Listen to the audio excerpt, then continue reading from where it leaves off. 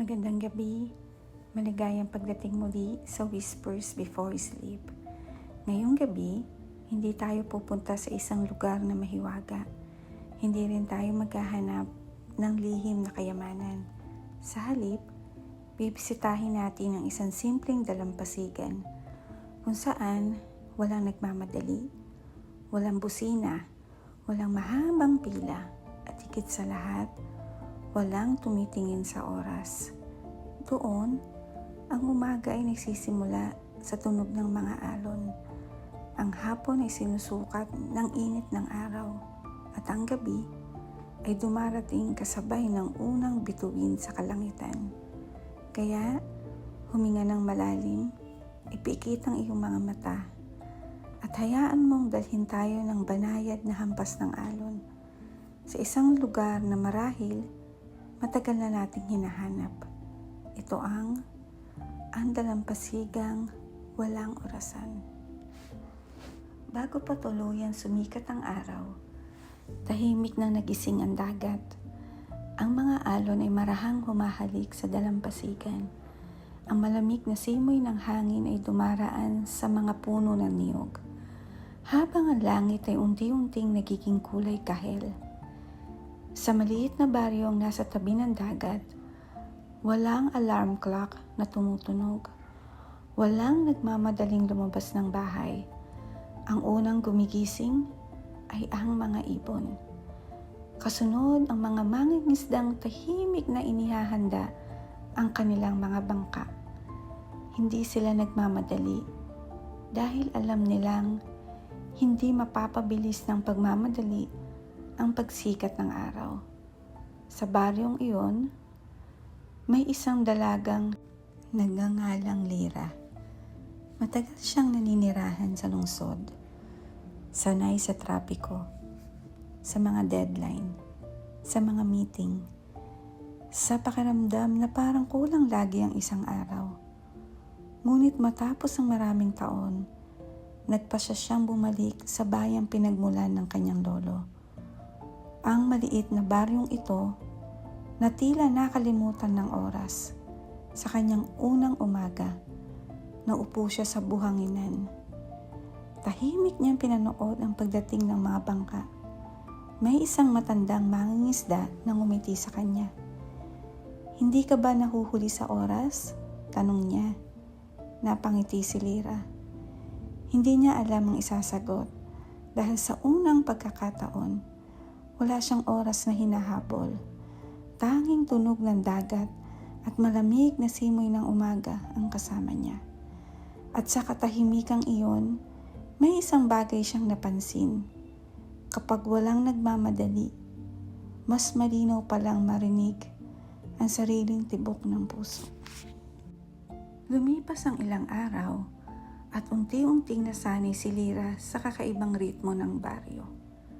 Hindi siya nagigising sa tunog ng alarm, kundi sa mahinang awit ng mga ibon at sa banayad na hampas ng alon sa dalampasigan. Sa umaga, kapag nagsisimula ng uminit ang buhangin, alam ng lahat na panahon na upang maglayag ang mga bangka. Kapag ang araw ay nasa tuktok ng langit, panahon na upang magpahinga sa lilim ng mga puno. At kapag ang hangin ay nagsimulang lumamig, alam nilang papalapit na ang dapit hapon. Walang tumitingin sa relo, ngunit wala ring nahuhuli. Isang umaga, napansin ni Lira ang isang batang lalaki na gumagawa ng maliit na kastilyo ng buhangin. Hindi ito nagmamadali. Isa-isang inilalagay ang bawat kabibe. Maingat, tahimik. Parang alam niyang hindi mahalaga kung gaano ito kabilis matapos. Lumapit si Lira. "Hindi ka ba nagmamadali?" Umiti ang bata. "Saan po?" Napatawa siya. Hindi agad siya nakasagot. Dati, lagi niyang alam kung saan siya nagmamadali. Ngayon, hindi na. At sa unang pagkakataon, hindi siya natakot doon. Kinahapunan, naglakad si Lira sa tabing dagat. Hindi upang makarating sa isang lugar, kundi para lamang maglakad. Sa bawat hakbang, lumilikha siya ng bakas sa basang buhangin. At maya-maya lamang, dumarating ang alon. Tahimik nitong binubura ang bawat yapak. Huminto siya. Pinagmasdan ng dagat. Naaalala niya ang maraming bagay na matagal na niyang dala. Mga pagkakamali, mga salitang hindi nasabi, mga plano na hindi natuloy. Akala niya noon, kailangan niyang bitbitin ang lahat ng iyon habang buhay. Ngunit habang pinapanood niyang binubura ng dagat ang kanyang mga yapak, may naisip siya. Hindi binubura ng alon ang kanyang paglalakad. Ang binubura lamang nito ay ang bakas. Ang alaala ng paglalakad ay nananatili sa kanya. Marahil, ganito rin ang buhay. Hindi natin kailangang kalimutan ang lahat ng pinagdaanan. Ngunit hindi rin natin kailangan dalhin ang bigat nito araw-araw. May mga bagay na maaari na nating hayaang tangayin ng panahon. Huminga siya ng malalim. Naaamoy niya ang alat ng hangin. Narinig ang mahinang huni ng mga ibong pauwi na. At sa unang pagkakataon, matapos ang napakaraming buwan, pakiramdam niya, may sapat na siyang oras. Hindi dahil humaba ang araw, kundi dahil tumigil siyang makipagkarera rito. Pagsapit ng dapit hapon, unti-unting bumalik sa dalampasigan ng mga bangka.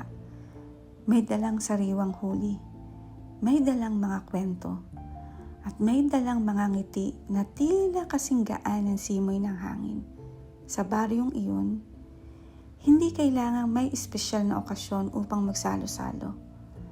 Kapag may sapat na pagkain, laging may puwang para sa isa pa. Isang mahabang mesa ang inilatag malapit sa baybayin.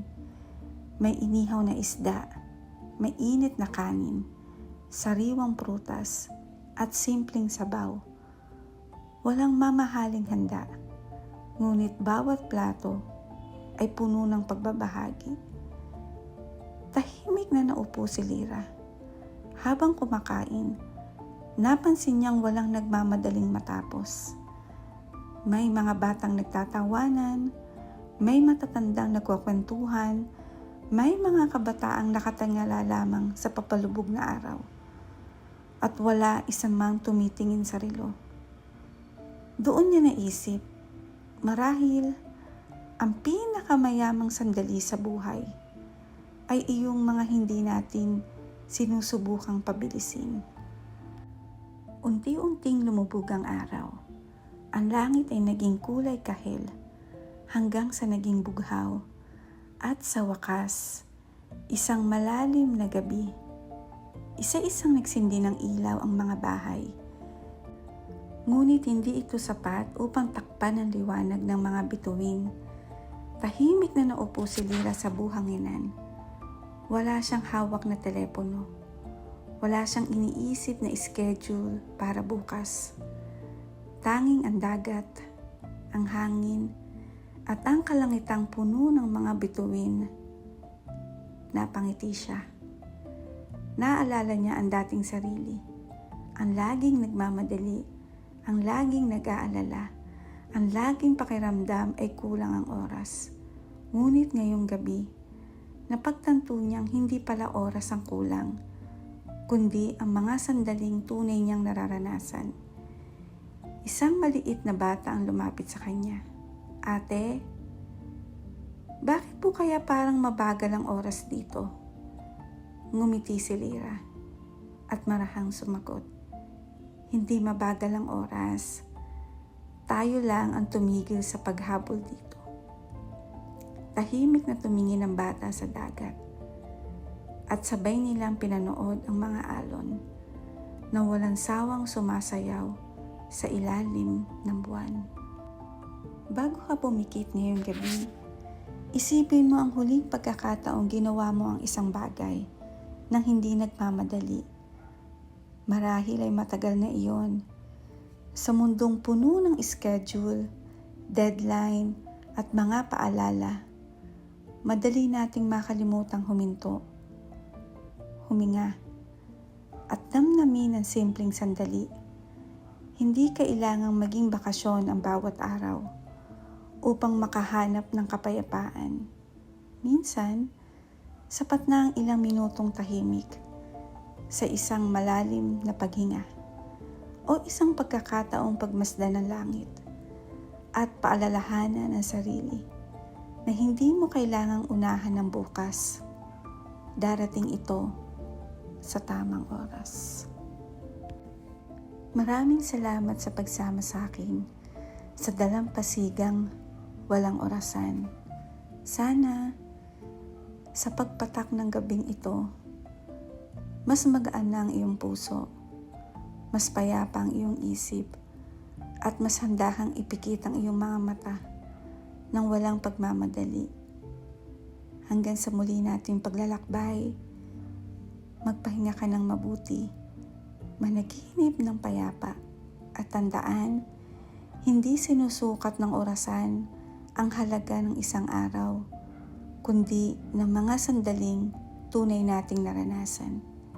Magandang gabi.